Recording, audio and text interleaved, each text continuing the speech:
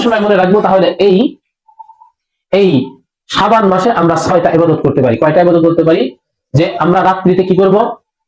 রাত জাগরণ করে আমরা ইবাদত বন্দেগী করব। আর এই ইবাদত বন্দেগী কোনো পার্সোনাল কোনো ইবাদত বন্দেগী না, যে আমি ইচ্ছা করলে আমি নফল নামাজ পড়তে পারি, অথবা আমার জীবনে যদি উমরা কাজা হয়ে থাকে তাহলে আমি আমার জীবনের কাজাগুলো করব। তারপরে হলো যে তারপরে দিন আমরা কি করব? রোজা রাখবো। তারপরে দিন আমরা কি করব? রোজা রাখবো। তারপরে আরেকটা ইবাদতের কথা বললাম। আরেকটা ইবাদত হলো আমরা দোয়া করব। আমাদের যে সমস্ত আত্মীয় স্বজন যারা দুনিয়া থেকে চলে গেছে তাদের জন্য আমরা দোয়া করব। আরেকটা হলো আমরা কবর জিয়ারত করার জন্য চেষ্টা করব। কি করব? কবর জিয়ারত করার জন্য চেষ্টা করব। আরেকটা হলো যে আমরা আরেকটা আমল করতে পারি, সেটা হলো আমরা দান সৎকার মাধ্যমে আমাদের মৃত ব্যক্তি যারা আছে তাদের জন্য ইসালের সওয়াব পৌঁছাইতে পারি। আরেকটা ইবাদত হলো যে গোসল করা, মুস্তাহাব যে গোসলটা, যে আমরা এই কাজগুলো করতে পারি। এখন যে 14 তারিখের পর যে রাত্রিটা আসে সেই রাত্রির অপেক্ষায় আমরা থাকি, যে এটা একটা বরকতপূর্ণ রাত্র এবং অত্যন্ত ফজিলতপূর্ণ রাত্র। এই রাত্র সম্পর্কে আল্লাহ তাআলার রাসূল হুজুর আকরাম সাল্লাল্লাহু আলাইহি ওয়াসাল্লাম হাদিসের মধ্যে বলেন, ইযা কানা লাইলাতুন নিসফি মিন শাবান ফাকুমু লাইলাহা ওয়া সুমু নাহারাহা। যখন তোমাদের কাছে শাবান মাসের 15 তারিখ আসে, তো তোমরা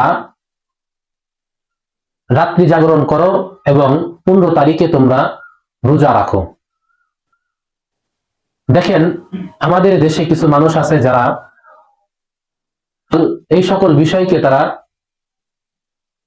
গুরুত্ব দেয় না, বা তারা এই সমস্ত যে একটা বরকতময় রাত আছে সেই রাত সম্পর্কে তারা মানুষদেরকে অবগত করে না, তাদের কাছে গুরুত্ব না থাকার কারণে।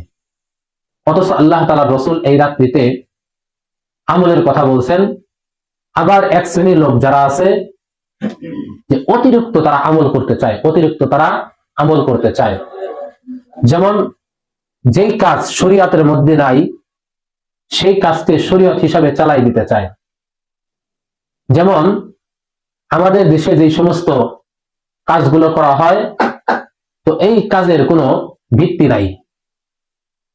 হাদিস দ্বারা প্রমাণ পাওয়া যায় যে এই রাত্রির মধ্যে কি আমল করবে, যে এই হাদিস দ্বারা বোঝা যায় যখন শাবান মাস আসবে, শাবান মাসের 15 তারিখ আসবে, অর্থাৎ 14 তারিখের পরে যে রাত্রটা আসবে, ওই রাত্রিতে তোমরা কি করবে? রাত্রি জাগরণ করবে এবং তারপরের দিন তোমরা রোজা রাখবে। দেখেন, শবে বরাত শব্দের অর্থ হচ্ছে মুক্তির রাত্র। এই রাত্রিতে আল্লাহ তাআলার কাছে যেই বান্দা যেই রকম চাবে, তো আল্লাহ তাআলা তাকে ওই রকমই দিবেন। যে হাদিস শরীফের মধ্যে আছে, যে লম্বা হাদিস এটা, যে তারপরের অংশের মধ্যে বলা হয়েছে যে আল্লাহ তাআলা প্রথম আসমানে আসেন, আসার পর বান্দাদেরকে ডাকতে থাকেন, বান্দা তুমি কি ঋণগ্রস্ত? তুমি যদি ঋণকে পরিশোধ করতে চাও তো আমার কাছে দোয়া করো, আমি তোমার ঋণকে পরিশোধ করে দিব। বান্দা তুমি কি অভাবগ্রস্ত? তুমি আমার কাছে দোয়া করো, আমি তোমার অভাবকে দূর করে দিব। তুমি মুসিবতগ্রস্ত?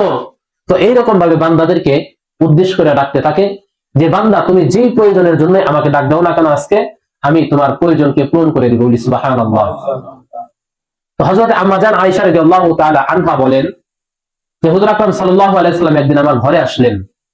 ঘরে আসার পর তিনি জামা খুললেন। জামা খোলার পর আবার দেখি সে জামা পরে আবার ঘর থেকে বের হয়ে গেলেন। তো হযরত আম্মা জান আয়েশা রাদিয়াল্লাহু তাআলা আনহা বলতেছেন, তো আমার মনের ভিতরে একটা হিংসা আসলো। কি ব্যাপার? যে হুজুর আকরাম সাল্লাল্লাহু আলাইহি ওয়াসাল্লামকে বলতেছে, সে মনে মনে বলতেছে আমার ঘর ছাইরা না কিন্তু কোন বিবির ঘরে যায়। তখন হযরত আম্মা জান আয়েশা রাদিয়াল্লাহু তাআলা আনহা হুজুর আকরাম সাল্লাল্লাহু আলাইহি ওয়াসাল্লামকে খুঁজতেছিলেন। তো খুঁজতে খুঁজতে যখন কারো ঘরে না পাইলেন, দেখলেন জান্নাতুল বাকিতে হুজুর আকরাম সাল্লাল্লাহু আলাইহি ওয়াসাল্লাম যে তার উম্মতদের জন্য, শহীদদের জন্য দোয়া করতেছে। তো হুজুর আকরাম সাল্লাল্লাহু আলাইহি ওয়াসাল্লামের স্ত্রী হযরত আম্মা জান আয়েশা রাদিয়াল্লাহু তাআলা আনহা বলেন যে আর ওই রাত্রিটি ছিল হলো শাবানের রাত্র। সেই রাত্রি ছিল কি? শাবানের রাত্র। তো এই হাদিস দ্বারা আরেকটা প্রমাণ পাওয়া যায়, তো এই রাত্রিতে যে সমস্ত মৃত ব্যক্তি আছে তাদের জন্য দোয়া করা যায়, সেই সমস্ত ব্যক্তিদের জন্য কি করা যায়? দোয়া করা যায়। তো হাদিস দ্বারা প্রমাণ পাওয়া যায় এরকম মোটামুটি 6টা আমল করা যায়। 6টা আমল? 6টা আমল। এক নাম্বার হলো যে আমরা রাত্রিতে জাগরণ করব, রাত্রিতে জাগরণ করে ইবাদত বন্দেগী করব। 2 নাম্বার হলো তারপরের দিন আমরা রোজা রাখবো, তারপরের দিন রোজা রাখবো। তিন নাম্বার হলো যে রাত্রিতে আমরা আমাদের যে সমস্ত মৃত ব্যক্তি আছে যারা দুনিয়া থেকে চলে গেছে তাদের জন্য আমরা দোয়া করব। তাদের জন্য আমরা কি করব? দোয়া করব। 4 নাম্বার হলো যে কবর জিয়ারত করা।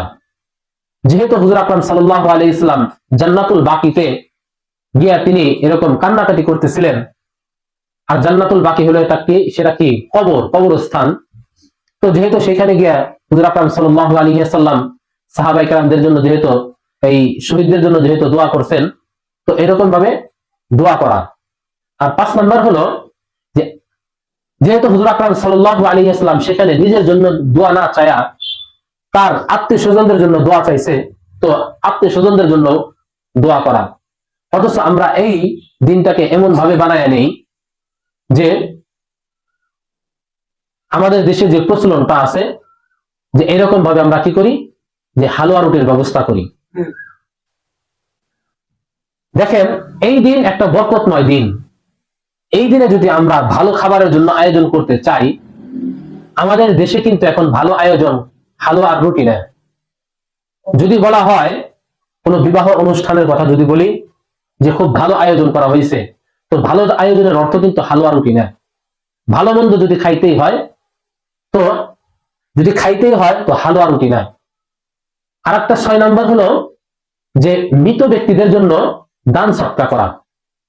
যেহেতু এই রাত্রিতে জাগরণ করার কথা বলা হয়েছে, জাগ্রত করার কথা বলা হয়েছে, জায়গায় ইবাদত করার কথা বলা হয়েছে, তো আরেকটা হলো আমাদের যে সমস্ত আত্মীয় স্বজন আছে যারা মারা গেছে তাদের জন্য ইসালের সওয়াবের উদ্দেশ্যে দোয়া করা। এখন এই ইসালের সওয়াবের উদ্দেশ্য দুই ভাবে হইতে পারে। যেমন এখন কোন দেশের যদি এই আয়োজন যদি এইরকমই হয় যে আমি নিয়ত করলাম যে আমি কিছু মানুষকে খাওয়াবো, যে মৃত ব্যক্তিদের উদ্দেশ্যে আমি কিছু গরিব মিসকিনদেরকে খাওয়াবো। এখন ভালো মন্দ খাওয়াইতে গিয়ে যদি আমি হালুয়া রুটি খাওয়াই, তাহলে এটা ভালো মন্দ খাওয়ানো হইলো না? এটা কিন্তু ভালো মন্দ খাওয়ানো হইলো না। তো বুঝাইতে চাইছে এখন কোন ব্যক্তি কোন এলাকায় যদি হালুয়া রুটি এটা যদি তাদের এলাকায় যদি ভালো খাবার হয়ে থাকে, এখন ওই ব্যক্তি খাওয়াইছে বিদায় দেখে আমাদের এলাকায় যে হালুয়া রুটি ভালো মন্দ খাওয়াইতে হইবে, এর অর্থ কিন্তু এইটা না। যেমন আমাদের বাংলাদেশের প্রধান খাবার ভাত, আর পাকিস্তানের প্রধান খাবার কি, তারা কি খায়? রুটি খায়। এখন তাদের কাছে ওইটা প্রিয় খাবার। এখন যদি মনে করি না ওটাও আমাদের কাছে প্রিয় খাবার, তো সবাই হালুয়া রুটি খাওয়াই বিদায় করে দেই, কোন বিবাহের অনুষ্ঠানে কেটে চলবে না? তার গোষ্ঠীকে সহ একবারে কবরে নিয়ে ঠেকাই দিবে। ঠিক এইটাই বুঝাইতে চাইছি যে কোন ব্যক্তি যদি এরকম তার মৃত ব্যক্তিদেরকে যদি ইসালের সব পৌঁছাইতে চায়, তো সে নিজে নিজে এরকম ভাবে দোয়া খায়রাত কইরাও ইসালের সব পৌঁছাইতে পারে, অথবা দান সৎকার মাধ্যমেও সে পৌঁছাইতে পারে। তো এই দান সৎকার অর্থ এইটা না যে আমি হালুয়া রুটি বানায় মানুষদেরকে খাওয়াই দিলাম আর হয়ে গেল। তো এইটা আমাদের মধ্যে একটা রসুম হয়ে গেছে। আমরা ছোট থেকে এই সমস্ত বিষয় দেখে আসার কারণে আমরা মনে হচ্ছে এই হালুয়া রুটি করাটাই একটা উত্তম কাজ। অথচ এর বাহিরে এটা ব্যতীত যে আরো কত উত্তম কাজ আছে সেই সমস্ত কাজ থেকে আমরা দূরে থাকি। যেমন আরেকটা আছে যে আমাদের এক সময় দেখছি গোসল করতাম, আমরা গোসল করতাম না? এই গোসল করাটা ওলামায়ে কেরাম বলেন মুস্তাহাব। গোসল করাটা কি? মুস্তাহাব। যেহেতু এই রাত্রিতে ইবাদত বন্দেগী করতে হবে, যেহেতু এই রাত্রিতে যেহেতু আল্লাহ তাআলাকে আমরা ডাকবো, তো আমাদের শরীরের একটা সুস্থতা আছে, আমাদের শরীরের মধ্যে একটা প্রফুল্লতার ভাব থাকা দরকার। যখন আমরা গোসল করব, তো গোসল করার কারণে আমাদের শরীরের মধ্যে একটা ক্লান্ত ভাব দূর হয়ে যাবে, আমাদের মনের ভিতরে একটা আনন্দ আসবে। যখন আনন্দ আসবে তখন আমরা ইবাদত বন্দেগী করতে আমরা মজা পাবো। তো সবসময় মনে রাখবো তাহলে এই শাবান মাসে আমরা 6টা ইবাদত করতে পারি। কয়টা ইবাদত করতে পারি? যে আমরা রাত্রিতে কি করব? রাত জাগরণ করে আমরা ইবাদত বন্দেগী করব। আর এই ইবাদত বন্দেগী কোনো পার্সোনাল কোনো ইবাদত বন্দেগী না, যে আমি ইচ্ছা করলে আমি নফল নামাজ পড়তে পারি, অথবা আমার জীবনে যদি উমরা কাজা হয়ে থাকে তাহলে আমি আমার জীবনের কাজাগুলো করব। তারপরে হলো যে তারপরে দিন আমরা কি করব? রোজা রাখবো। তারপরে দিন আমরা কি করব? রোজা রাখবো। তারপরে আরেকটা ইবাদতের কথা বললাম। আরেকটা ইবাদত হলো আমরা দোয়া করব। আমাদের যে সমস্ত আত্মীয় স্বজন যারা দুনিয়া থেকে চলে গেছে তাদের জন্য আমরা দোয়া করব। আরেকটা হলো আমরা কবর জিয়ারত করার জন্য চেষ্টা করব। কি করব? কবর জিয়ারত করার জন্য চেষ্টা করব। আরেকটা হলো যে আমরা আরেকটা আমল করতে পারি, সেটা হলো আমরা দান সৎকার মাধ্যমে আমাদের মৃত ব্যক্তি যারা আছে তাদের জন্য ইসালের সওয়াব পৌঁছাইতে পারি। আরেকটা ইবাদত হলো যে গোসল করা, মুস্তাহাব যে গোসলটা, যে আমরা এই কাজগুলো করতে পারি।